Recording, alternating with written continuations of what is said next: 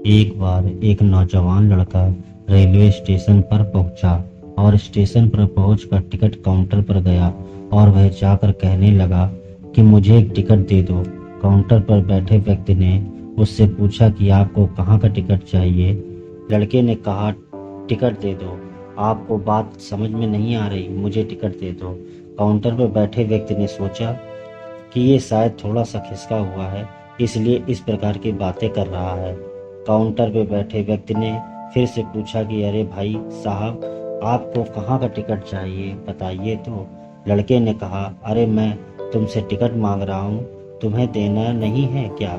मुझे टिकट दे दो। अब काउंटर पर बैठे व्यक्ति को थोड़ा गुस्सा आ गया और उसने उस व्यक्ति को भगा दिया और कहा, पीछे बहुत सारे लोग खड़े हुए हैं, तुम यहाँ से चले जाओ वरना मैं पुलिस को बुला लूँगा। वो लड़का थोड़ा सा गुस्सा हुआ और वहाँ से चला गया। उसके बाद वो प्लेटफॉर्म पर आ गया और जहाँ पर बहुत सारे लोग खड़े हुए थे और किसी ट्रेन का इंतज़ार कर रहे थे। अब थोड़ी देर के बाद ही वहाँ पर एक ट्रेन आ गई और सभी लोग उस ट्रेन में चढ़ने लगे। वहाँ लड़का भी उस ट्रेन में चढ़ गया। अब मैं सभी से एक प्रश्न पूछना चाहता हूँ कि जिसका जवाब आपको मुझे देना है। आप बताइए कि वह लड़का अब कहाँ पर पहुँचेगा। हाँ, आप बताइए कि वह लड़का अब कहाँ पर पहुँचेगा। आप मुझे बताइए, वह लड़का वहाँ पहुँचेगा जहाँ वाकई में उसे जाना है, या फिर वो वहाँ पहुँचेगा जहाँ पर वो ट्रेन उसे ले जाएगी। जी हाँ, बिल्कुल सही कहा आपने। वह लड़का वहाँ पहुँचेगा जहाँ वो ट्रेन लेकर जाएगी। अब आप भी अपने आप से पूछ कर देखिए कि आप भी बिना लक्ष्य वाले ट्रेन में सफ़र तो नहीं कर रहे हैं। कई बार आप भी अपने माँ बाप को दिखाने के चक्कर में, अपने दोस्त यार को दिखाने के चक्कर में बिना लक्ष्य वाले ट्रेन में बैठ जाते हैं और उन्हें कुछ करके दिखाना चाहते हैं। क्या आपको लगता है कि ये सही है? अब ट्रेन में बैठा व्यक्ति चला जा रहा है, लेकिन कुछ दिन बाद वो बोर हो जाता है, परेशान होने लगता है कि ये मैं कहाँ जा रहा हूँ।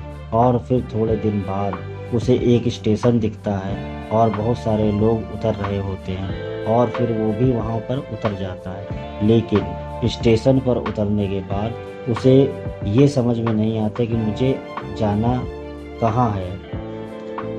अब फिर से आप अपने आप से पूछिए कि कई बार आप किसी रास्ते पर निकल लेते हैं, बिना लक्ष्य बनाए निकल लेते हैं और कुछ दिनों के बाद आपको यह महसूस होता है कि आपको यह बनना ही नहीं था, आपको तो यह करना ही नहीं था, आप तो किसी और चीज़ के लिए परफेक्ट हैं और आपको तो वो करना था।